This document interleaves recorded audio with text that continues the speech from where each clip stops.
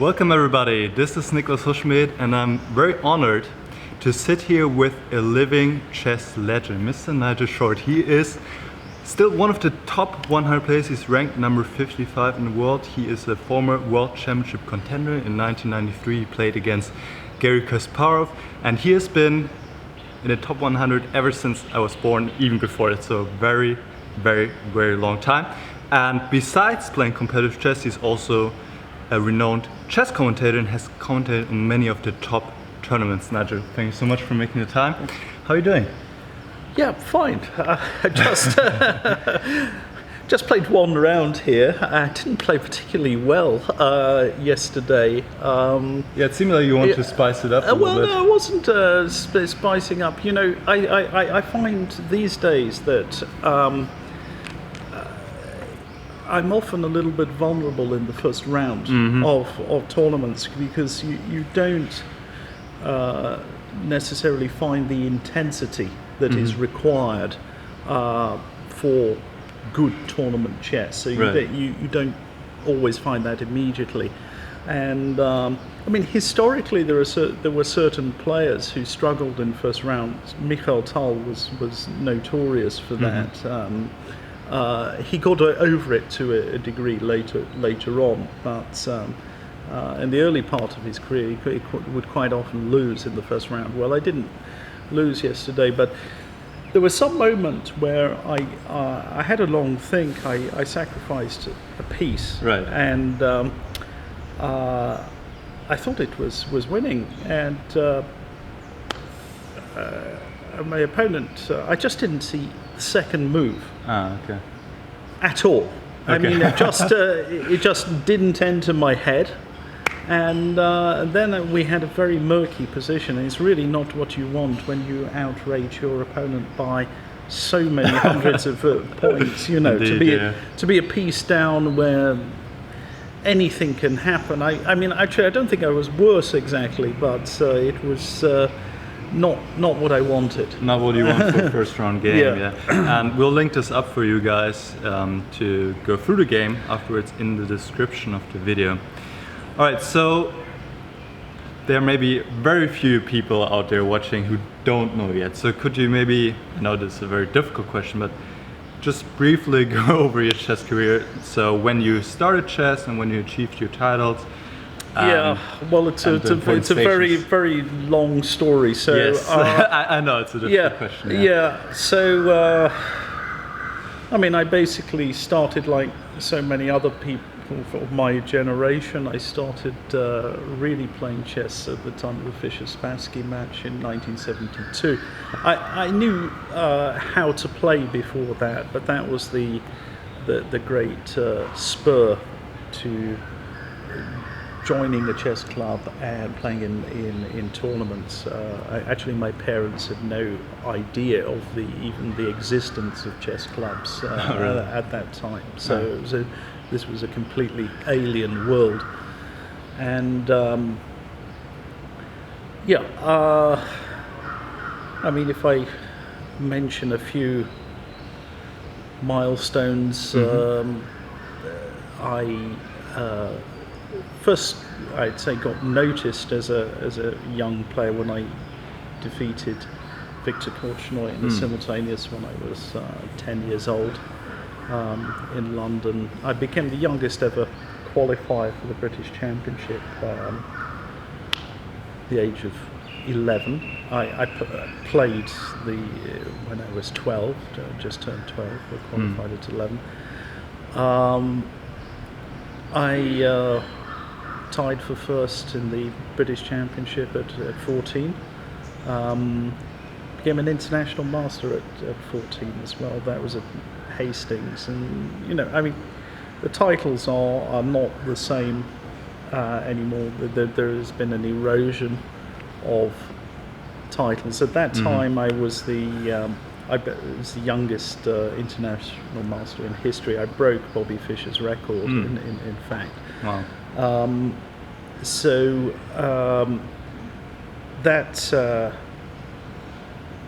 That was something. I mean, nowadays, if you're not an international master by 14, you're just completely spent. I mean, you have no chances at all. But in those days, that was something quite special. Became a GM. I started playing chess professionally when I was 17. I quit school and grandmaster at 19. I was the youngest in the world at that time, and actually still one of the youngest in history. I think I was like the fifth or sixth youngest in history. It's kind of ridiculous to talk about it nowadays because you're just not comparing like with like.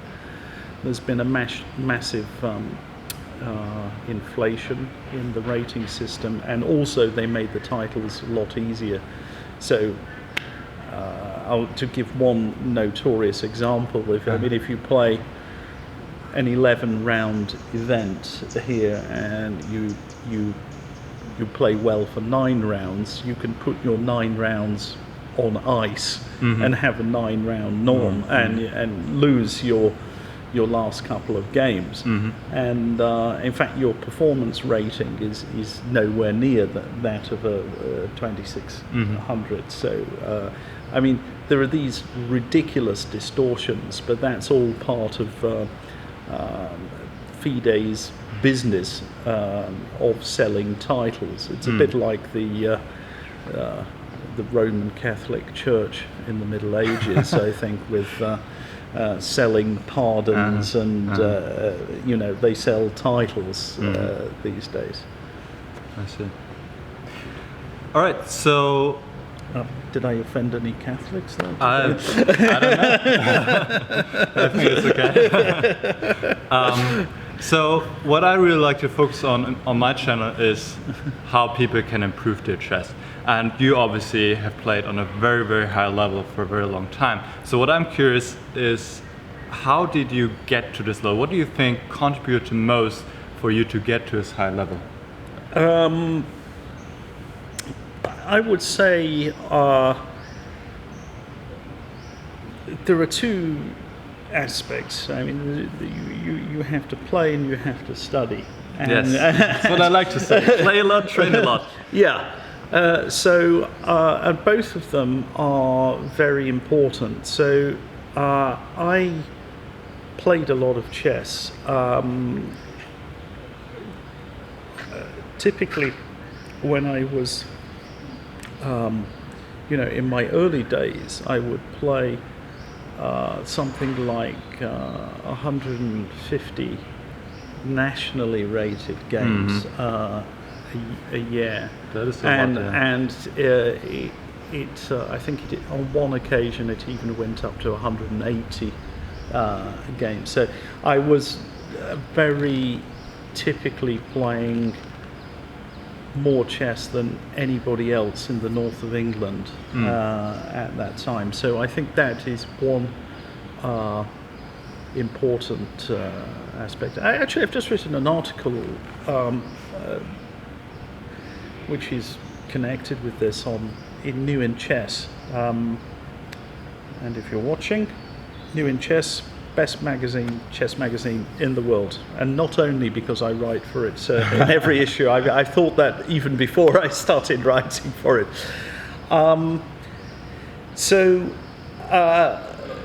These things are extremely important. You always find the most naturally talented players, in inverted commas, have spent much more time doing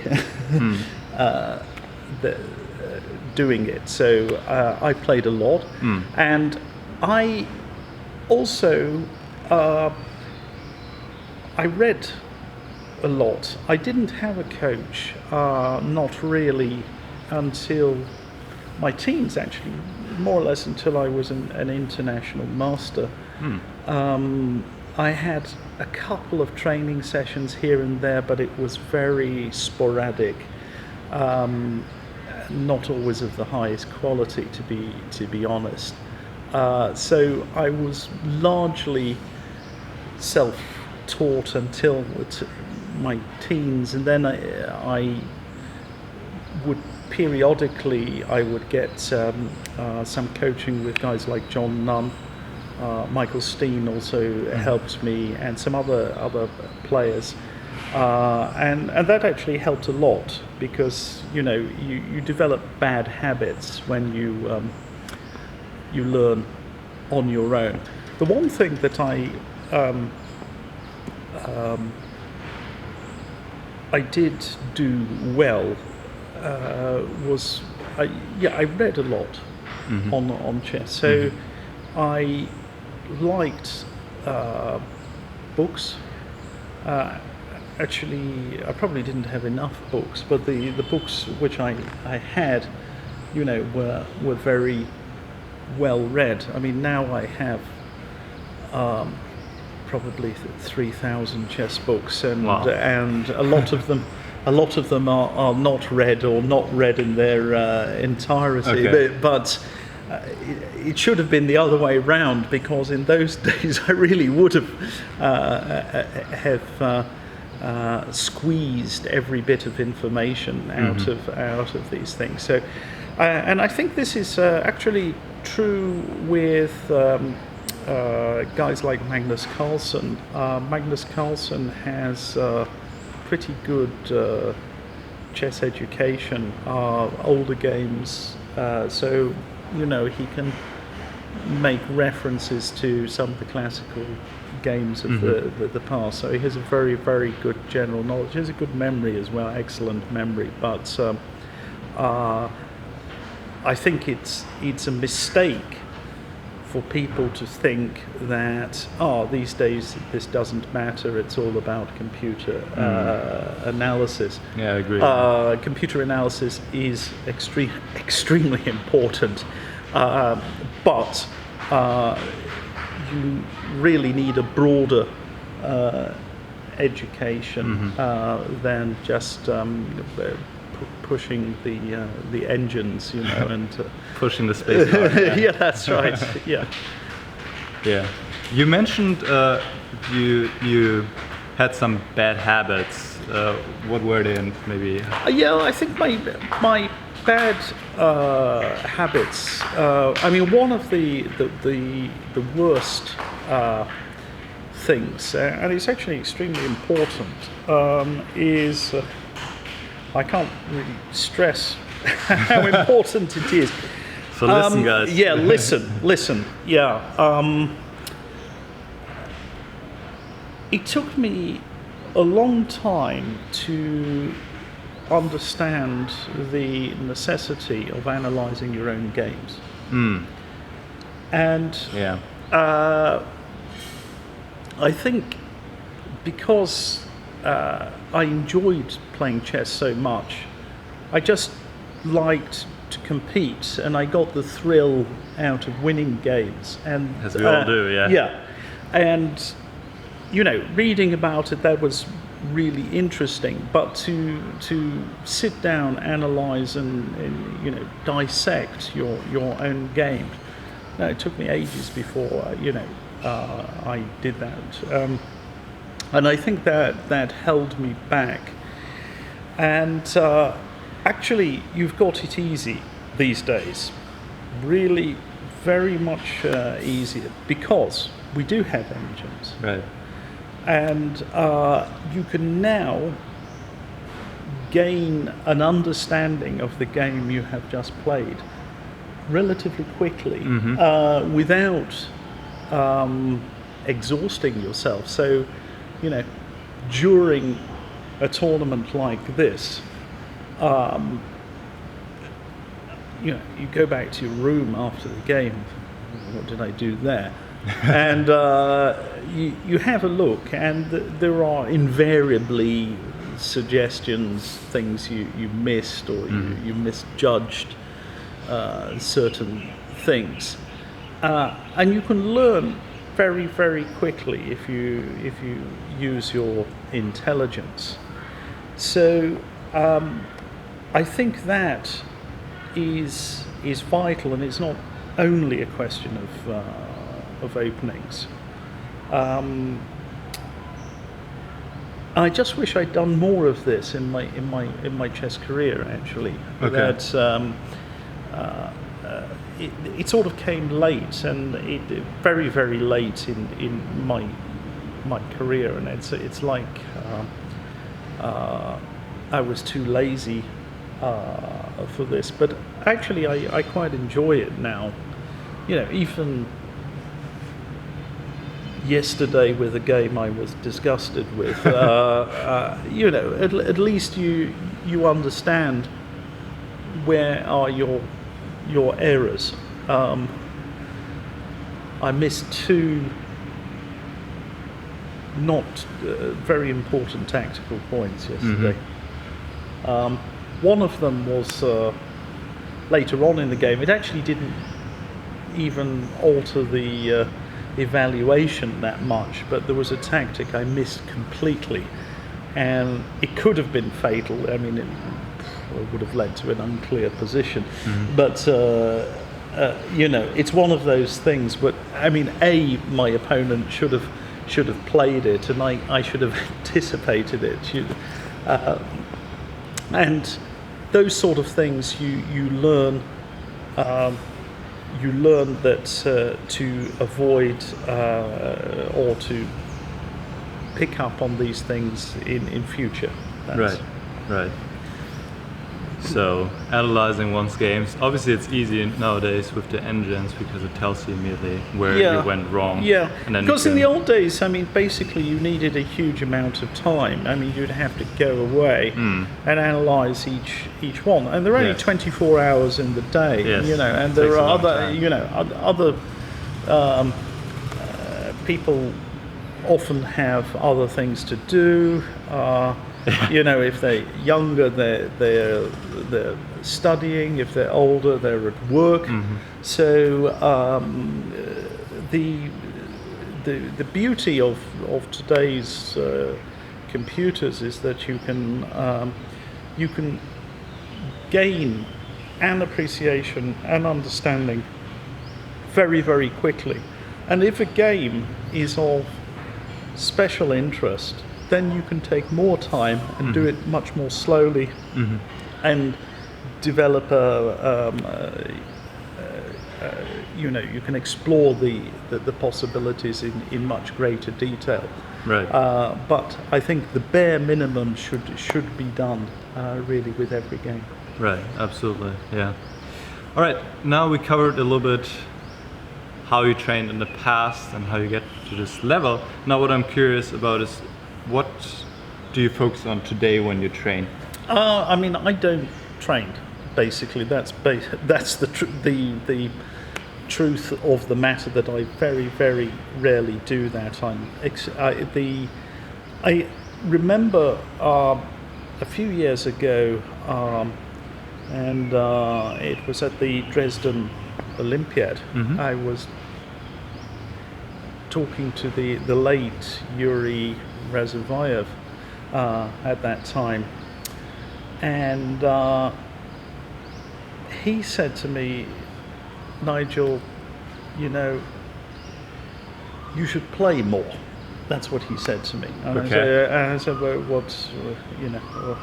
what makes you say that?" He said, "Because I know how it goes. You reach a point in your life when you cannot really be bothered to study anymore, and that probably the only time you study chess is when you're at a tournament." And I thought, Good point. and I thought, right. The guy knows me. It was just a guess, but he understood the process of aging and how it is for many players, it was like yesterday before my game. I was actually examining a new opening variation for me, something I've never studied in my life. Okay. And I thought I would do this because I didn't know who my opponent was going to be. First rounds, you often get your pairings very, very late. Yeah.